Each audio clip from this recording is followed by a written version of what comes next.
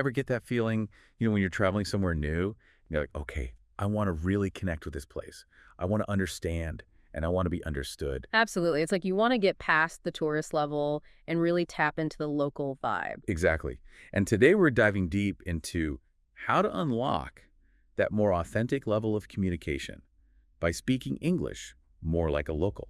Yeah, it's fascinating, right? We've been digging into some really cool resources like this podcast called How to Speak English Properly Like a Local and some related materials. And our mission here is to pull out the most useful insights and basically create a practical, real-world guide to navigating all the nuances of local English. Right, because textbook English can only take you so far. For sure. So we want to give you the tools to not just grasp, but also try out the ways people actually speak in different English-speaking regions. All those subtle shifts in pronunciation, the slang that gives their conversations that extra flavor. It's a whole world of communication beyond the classroom. So let's jump right in, starting with a really foundational element, understanding local accents and pronunciation. And I think what's really cool, what you see right away when you start looking at this, is that the idea of one proper way to speak English, it's kind of a myth. Yeah, it's definitely more complicated than that. Our sources really emphasize that a person's accent is a powerful marker of local identity. I mean, it makes sense, right? If you think about it, accent is often the very first thing that signals where someone's from. Oh, definitely. Just within the U.S., think about the difference between someone from Brooklyn and someone who grew up in, say, rural Georgia. Huge difference. Totally. The podcast we listened to actually highlighted some classic examples. You might hear that noticeable R dropping in older New York accents. Yeah, yeah. And then in the South, you've got those beautifully drawn out vowels in that classic Southern drawl. Oh, it's so charming. And the thing is, you can find variations even within smaller regions. Absolutely. Accents are constantly evolving. It's fascinating, isn't it? And, if you think about why these differences pop up, it all boils down to history and community.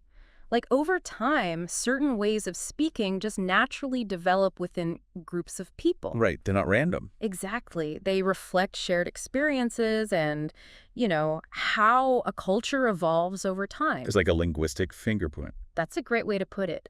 So when you want to understand a particular accent, the first and most crucial step is to really focus your listening. Okay, so let's say you're in a new place. Maybe you're just interacting with people who have a distinct accent. What are some things you can actually do to not just understand, but maybe even start to pick up some of those nuances? Well, one of the most effective techniques our sources talk about is active mimicry. And now this isn't about mocking anyone. It's more about training your ear and your vocal cords, to recognize and reproduce new sounds and speech patterns. Oh, I like this. So it's kind of like learning a new instrument. Yeah. And it's not just about the individual sounds of words either.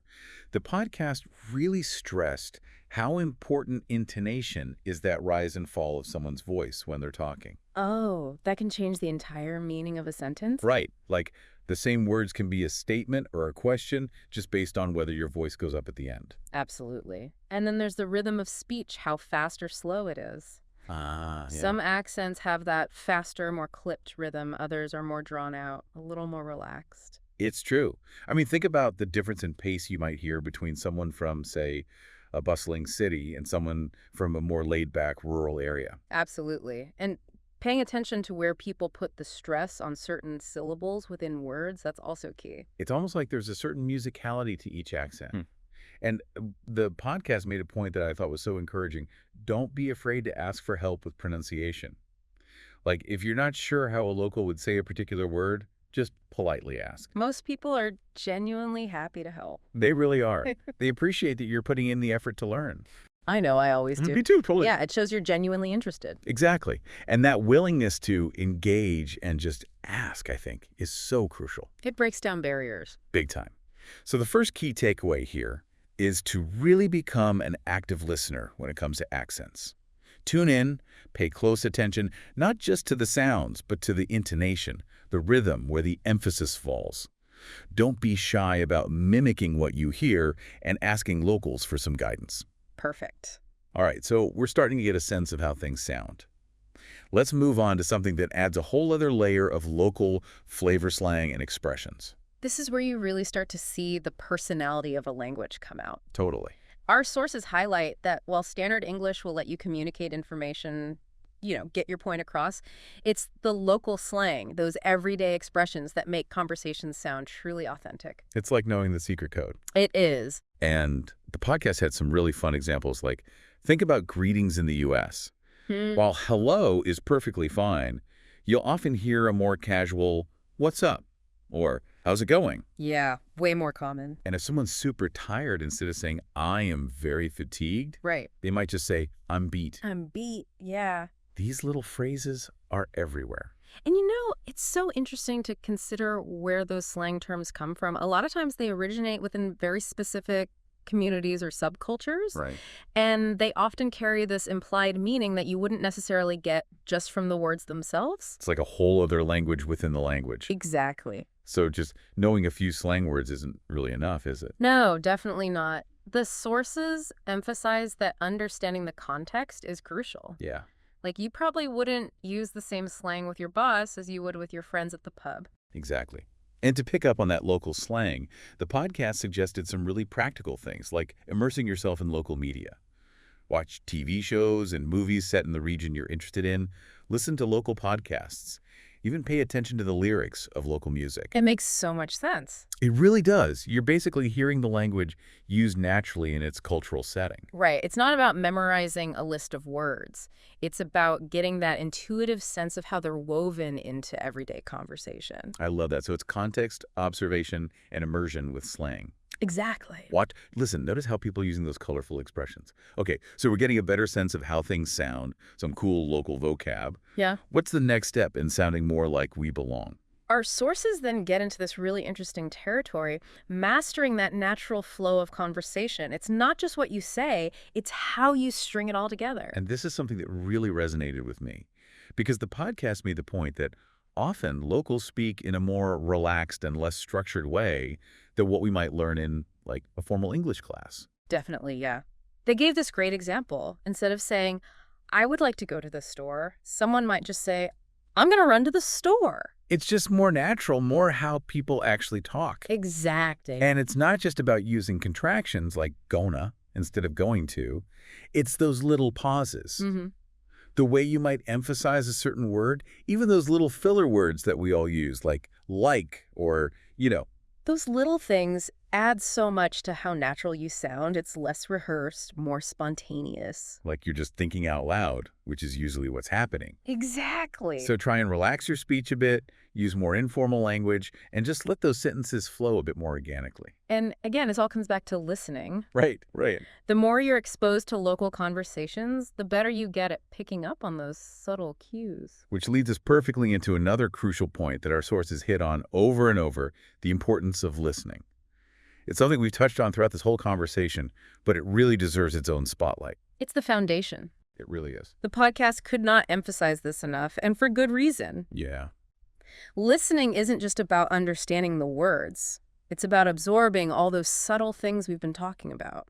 Accent, intonation, the rhythm, slang, natural flow. It's basically the foundation for sounding like a local. Exactly. And they even had this really cool technique. Try mimicking what you hear, even if you don't understand every single word. That's a great exercise. It's like you're training your mouth and your ear to work together. You're developing muscle memory for those sounds and rhythms. It's powerful stuff. And that whole idea of not being afraid to ask for clarification, it comes up here again too. Totally. If you don't understand something, just politely ask someone to repeat it or explain. Most people appreciate it. You really do. And it shows them you're really trying. Exactly. It reinforces that communication is a two-way street. Okay, so listening vital. We need to actively tune in, try to mimic what we hear, not be shy about asking questions. Now, there's one last piece our sources really hit on, and it can be a bit of a hurdle for some people, confidence. It's huge. The podcast made the point that even if you have the vocabulary, even if you understand the grammar, if you lack confidence, it can really make it hard to communicate effectively. It's true. You might have all the right phrases and a decent accent, but if you're hesitant, it just doesn't sound as natural. And the thing is, native speakers make mistakes all the time. All the time? It's part of everyday conversation. So don't be afraid to just go for it. Yeah, exactly. Speak even if you think you might not say it perfectly. The podcast host was super encouraging about that, saying that mistakes are just part of learning. And most of the time, people will admire that you're putting in the effort. They'll appreciate that you're trying to connect with their culture. Absolutely. Yeah. And, that confidence, even if it feels a little forced at first, can actually make a big difference. The more you put yourself out there, the more comfortable you become. You start to loosen up, and that's when you sound more natural. It all starts to click. Yeah. So that's the final piece of the puzzle. Just go for it. Speak without being afraid to make mistakes. Embrace the journey. Exactly. So to wrap it all up, based on all this amazing material we've been looking at, if you want to sound more like a local English speaker, remember, actively listen and try to mimic those accents, learn and use the right slang in the right context, and practice that relaxed, natural flow of conversation. And, of course, listen, listen, listen. That's the foundation for everything. Couldn't agree more. And finally, that confidence, it's so key. It makes all the difference. It really does. Now, as you go out there and interact with English speakers from different regions, think about this. How might consciously adopting some of these local nuances not only make you a better communicator, but also help you feel a deeper sense of connection within that culture or community? It's a really cool thought. You're not just learning words, you're bridging gaps, building relationships. It's about using language as a tool to connect on a much deeper, more meaningful level. Exactly. And that's what it's all about. And that's a wrap on the Deep Dive. Thanks for joining us.